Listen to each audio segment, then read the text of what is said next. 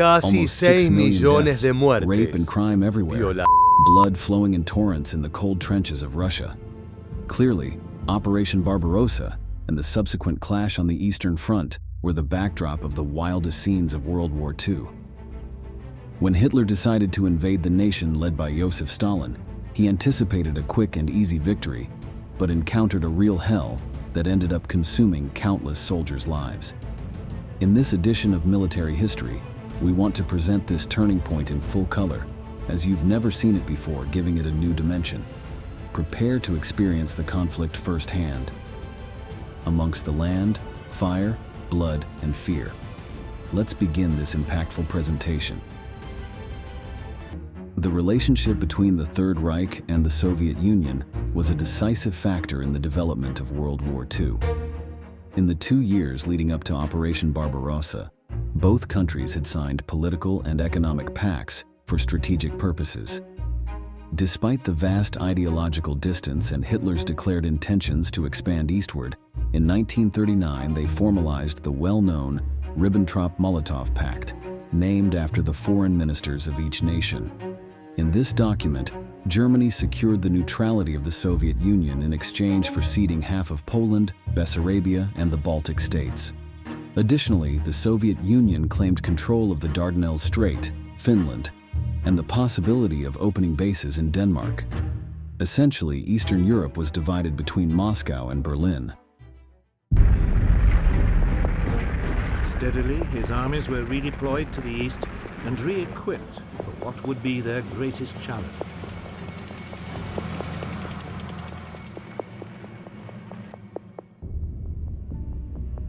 The Soviet advance in the Baltic led to a strain on the neutrality agreement by threatening, from the German perspective, the supply of iron from Sweden and nickel from Finland.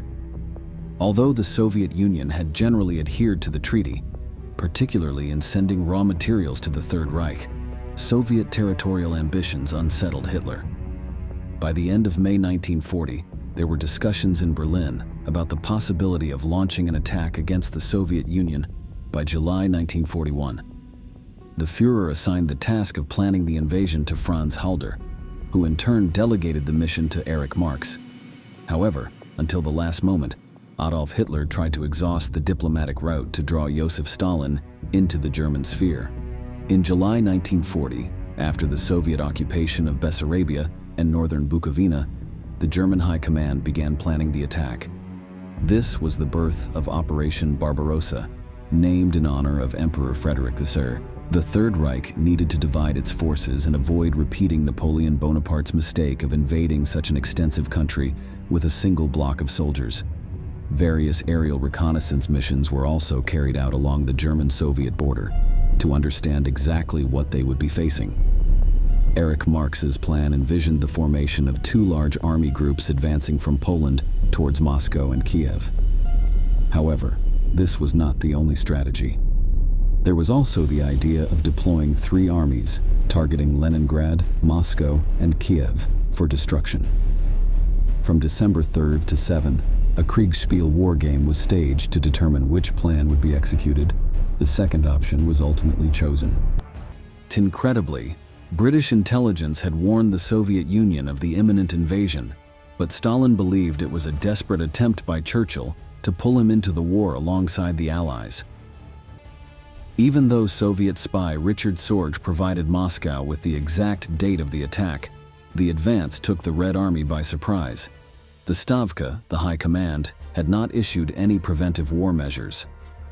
Joseph Stalin had no doubt that a German-Soviet conflict was inevitable, but he believed that Hitler would not open a second front before finishing the war with Britain.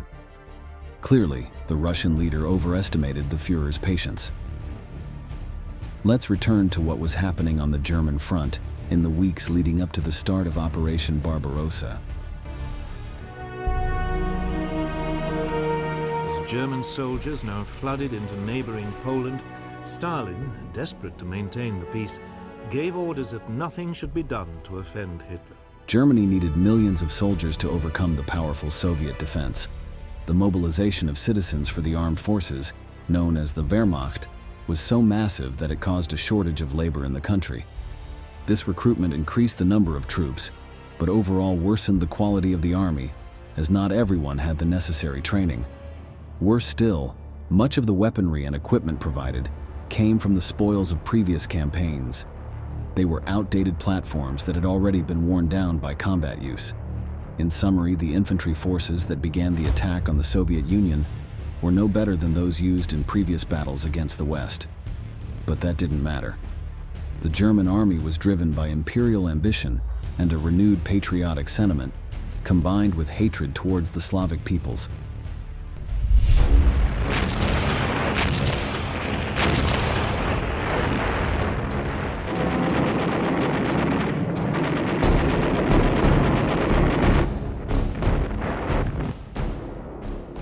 In the early hours of June 22, 1941, more than 3 million German soldiers crossed the border to invade the socialist giant, led by Joseph Stalin. There was no declaration of war. It was a direct stab at the heart of Moscow, with the intention of ending its power once and for all. Since that June day, Eastern Europe became the stage for some of the bloodiest and most savage battles of World War II, with numerous crimes that horrified the world for years. The coordination between the Wehrmacht's ground and air forces allowed the Germans to quickly defeat the surprised Soviet border garrisons. In less than 24 hours, the Germans managed to advance between 10 and 60 kilometers. In contrast, the Soviet units were poorly coordinated, primarily due to the oversized Red Army, the lack of competent officers, and delays in political response. It was clear that the Third Reich began Operation Barbarossa with a winning hand. But to be victorious, much bloodshed still lay ahead.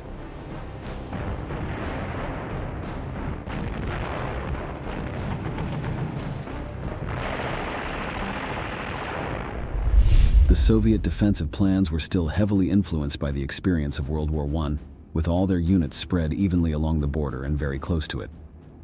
One of the problems with adopting a defensive position is being able to halt the breakthrough at the point where the attacker can concentrate all their forces. There were no reserve troops in the rear to quickly close the gaps in the front, allowing the Germans to penetrate at full speed once the invasion began. In the following months, the international map of the conflict was reorganized. The Allied and satellite countries of the Third Reich declared war on or severed ties with the Soviet Union. Italy and Romania did so immediately on June 22nd. Within a few days, Slovakia, Finland, Hungary, and Vichy France joined the list of Moscow's enemies. But not all news was bad for Joseph Stalin. The governments of the United Kingdom and the United States declared their support for the Soviet Union. Thus, the final map was formed, pitting the axis of the Third Reich against the Allies. Hitler's panzers were soon thrusting deep into Soviet territory. Within 2 days, the panzers had penetrated more than 50 miles. Ill-coordinated Red Army counterattacks were swiftly brushed aside.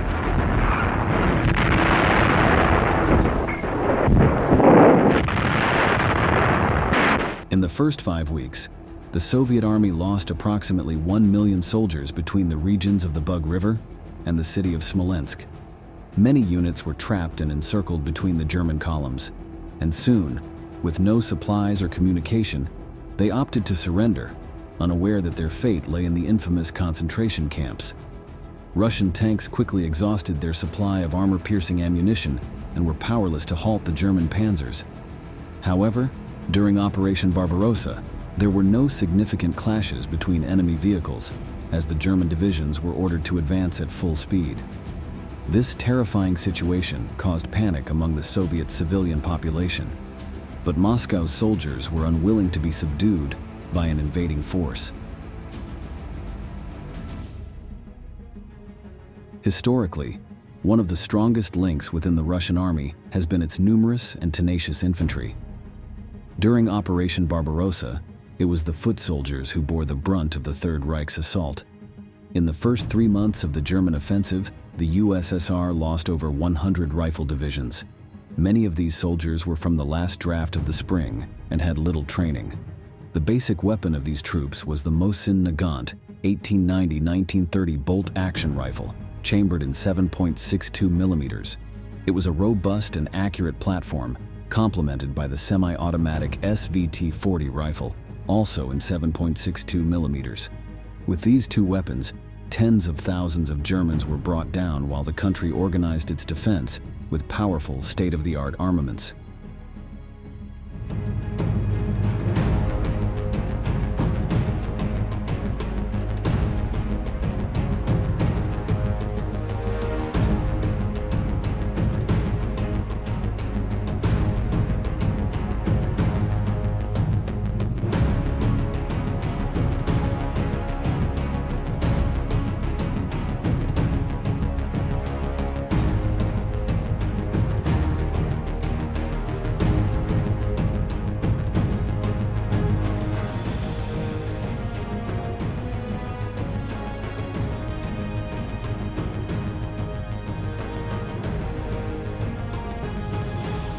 The introduction of the T-34 was crucial in stopping the advance of the panzers. The Soviet defensive buildup ran parallel to some truly negative symptoms within the Third Reich. The German military industry struggled to supply the troops at a good pace for such a large-scale undertaking. Researcher Martin Kitchen, citing a 1945 article, notes that after the fall of France, the German ruling class entertained the idea that the war was practically over and that the campaign in the East would be very brief.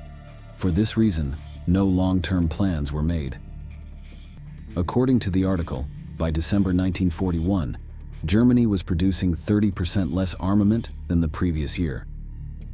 In contrast, their communist enemy continued to build rifles, artillery pieces, and armored vehicles without pause. From the start of the offensive, some of the most savage crimes of the entire conflict were recorded, extending beyond the battlefield. The Germans considered Slavs to be an inferior race that needed to be exterminated. Additionally, Russian women were sexually abused by German troops, who viewed and execution as a right acquired by the powerful Third Reich. Each conquered town was subsequently destroyed, leaving no trace that people had ever lived there. At the same time, famine campaigns were carried out, destroying food supplies for the Russian populations. The goal was to eliminate them from the face of the earth, subjecting them to the worst of miseries. Due to these macabre aspects, some historians consider Operation Barbarossa an attempt to annihilate the entire Soviet people. After a brief illness that kept Hitler away from meetings with the Army General Staff, an internal crisis erupted within the Third Reich. Contrary to what his generals advised, the Führer did not consider capturing Moscow a priority for dominating the Soviet Union. On August 18th, a group of advisors tried to persuade Hitler to resume the offensive against the capital. They needed to act immediately, as the soldiers were unprepared for the harsh winter, which begins at that latitude 5 weeks earlier than in Ukraine. They believed that concentrating troops would enable them to finally capture Moscow. Hitler, however, countered that the panzer divisions were advancing too far from the infantry and were ineffective at encircling the enemy, who frequently managed to escape from the encircling maneuvers. To settle the matter, Hitler issued Directive No. 34, ordering a halt to the advance on Moscow and transitioning to a defensive posture, holding the ground already conquered. This mistake proved fatal for millions of soldiers. As time passed, the German offensive line became increasingly dispersed, diluting the effective power of their troops. Despite the initial impact and the significant victories achieved in the first month of Operation Barbarossa, Soviet morale had recovered, and by August, there were signs of a significant strategic improvement. The defensive positions established from Moscow were becoming increasingly effective in delaying the advance of the Third Reich. At the same time, the difficulty in delivering supplies to the front lines endangered millions of Germans who lacked the food and ammunition necessary to continue advancing. This attrition process intensified over the weeks as the young Germans ventured into a country they did not know and had completely underestimated. However, one of the worst enemies of the Third Reich was not found in the military halls of Moscow. It was something much more raw and unstoppable.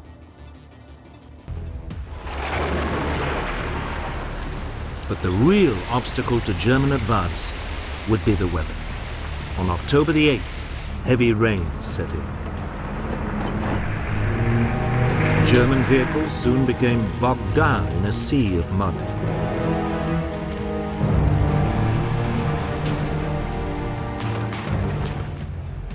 With the autumn cold, the German supply lines were completely broken, with tens of thousands of soldiers, their horses, and their vehicles trapped in remote areas. The ground gradually began to be covered with snow, and nights became a torment for anyone without blankets or thick clothing to endure the low temperatures. As the weeks went by, conditions worsened for Hitler's men. The brutal Russian winter arrived, rendering a portion of the German armament unusable. The Führer had expected the offensive to be a matter of weeks and had not anticipated the need for special equipment for the cold. Another advantage was that Soviet soldiers were prepared to survive the Siberian temperatures.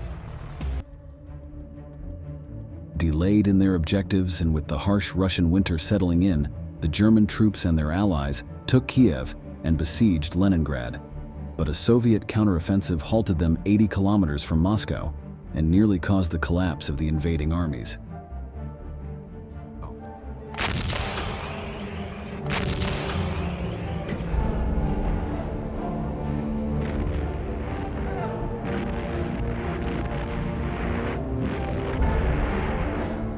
The failure of Barbarossa sealed the fate of the Third Reich. The German forces achieved significant victories, occupied some key economic areas of the Soviet Union, and inflicted numerous casualties on the Red Army. Despite these early successes, the German offensive stalled at the Battle of Moscow in late 1941, and the subsequent Soviet counteroffensive pushed them back about 250 kilometers. The Germans had expected a rapid collapse of their enemy, as had occurred during the invasion of Poland, but the Russians were able to withstand the heaviest blows from the German Wehrmacht. The conflict thus bogged down into a war of attrition, for which the Germans were not prepared. After this defeat, the weakened forces of the Third Reich were no longer able to conduct major attacks along the entire Eastern Front. Subsequent offensives to regain the initiative and penetrate deep into Soviet territory, such as Operation Blue in 1942 and Operation Citadel in 1943, ultimately failed, resulting in the retreat and final collapse of Berlin's army. Of course, the effects were not only political. The brutality of these battles was reflected in an unprecedented death toll. Combining both fronts, approximately 600,000 people, both civilians and military personnel, died. It was a bloodbath that affected the demographics of the warring parties and shaped the course of the war until its conclusion in 1945. The Jewish population in territories belonging to the Soviet Union also suffered a severe blow. The German special troops, known as Einsatzgruppen, were ordered to annihilate them, and they did so. Nearly 2.5 million Jews were murdered in pogroms, executions, or by being sent to concentration camps. This figure is brutal. Considering the total number of Jewish deaths was 6 million, this means that around 40% resulted from Operation Barbarossa. The importance of this offensive in the final outcome of World War II is still debated today. For many, Hitler was naive to think he could invade the Soviet Union in record time, not only underestimating its organizational capability and fierce army, but also the relentless climate. Others argue that the problem was not the attack itself, but the delay in invading the socialist neighbor. By 1941, Stalin's government was in the midst of modernization and already had the means to repel the enemy. Perhaps in 1939, the story might have been different. And you, what do you think? Was this operation the turning point of World War II? Leave your answer in the comments box. This concludes our video. If you're interested in discovering the most brutal events of the 20th century, in full color and with rich detail, we invite you to subscribe and activate notifications for our channel. This way, you'll have access to all our updates. Until the next installment of Military History, thank you for joining us.